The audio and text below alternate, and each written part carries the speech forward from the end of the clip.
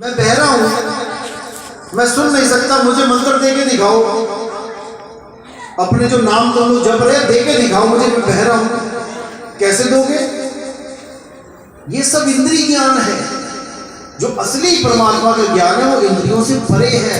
एक समय गुरु बंसी बजाई, काल इंद्री के तीर।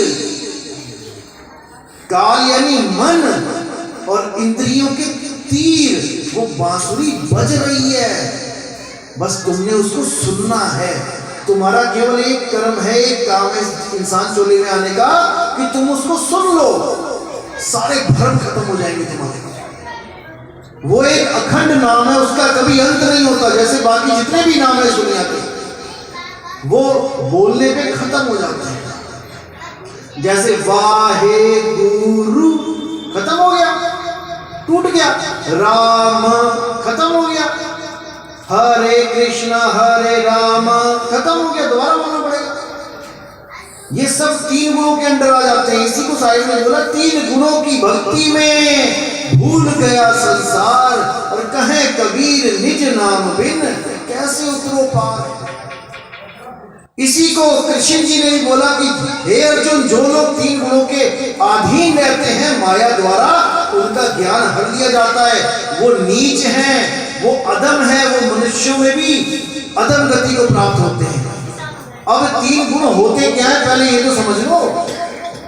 7वां अध्याय है, कृष्ण जी कह रहे हैं कि जो लोग तीन गुणों के अधीन रहते हैं वो कभी परमात्मा को प्राप्त नहीं कर सकते। क्या आप लोग तीन गुणों से ऊपर उठ गए?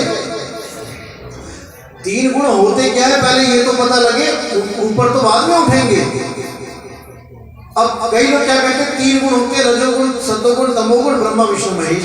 ले और कबीर साहब कह रहे हैं तीन गुणों की भक्ति में भूल पड़ा संसार। क्या संसार में केवल हिंदू धर्म है जो केवल ब्रह्मा विष्णु महेश को पूज रहे हैं? अरे मुसलमान तो नहीं पूजा करते ब्रह्मा विष्णु महेश की, इसका मतलब वो तो तीन गुणों से ऊपर हो गए। ईसाई ब्रह्मा विष्णु महेश की पूजा नहीं करते, फिर तो वो भी तीन गुणों से ऊपर हो गए।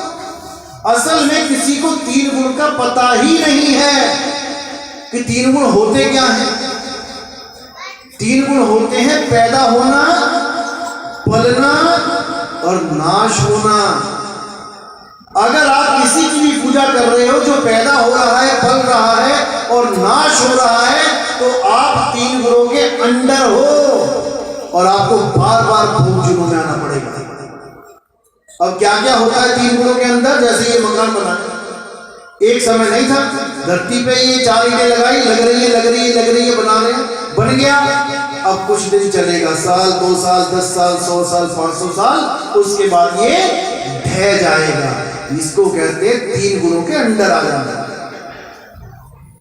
जितने मंदिर हैं ये सब बन रहे हैं, राम मंदिर बन रहा है, सब बन रहे हैं, कुछ दिन चलेंगे, रिपेयर करोगे तो और ज्यादा चलेंगे, उसके बाद ढह जाएंगे। ये होता है तीन गुणों के अंदर। कोई भगवान की मूर्ति है, कबीर साहब की मूर्ति, नानक जी की, रामकृष्ण जी की, फैक्ट्री में बन रही है, किसी कलाकार ने बनाई, बन रही है, चलेगी और कुछ दिनों के बाद खत्म हो जाएगी। इसको कहते हैं तीन गुणों में।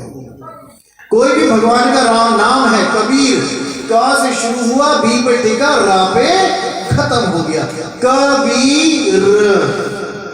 इसको कहते हैं तीन गुणों के अंदर। अब तीन गुणों से परे क्या है? ऐसी कौन सी चीज है जो ना पैदा होती है, ना चलती है, ना खत्म होती है? तो गीता में ही बताया इसके बारे में, हे अर्जुन, आत्मा अजन्मा है। आत्मा तीन गुणों से परे है।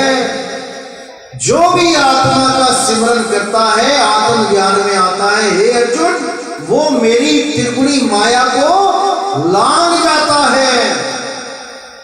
यही कबीर साहब ने बताया, तीन गुणों की भक्ति में भूल पड़ा संसार, कहे कबीर निज नाम बिन। निज नाम क्या होता है? निज नाम, निज स्वरूप, आत्म स्वरूप। कहे कबीर निज नाम बिन, कैसे उतरे पार? क्योंकि एक निज नाम ही तीन गुणों से ऊपर है। नहीं तो इस संसार में जो कुछ भी दिख रहा है वो सब 3 गुणों में आता है।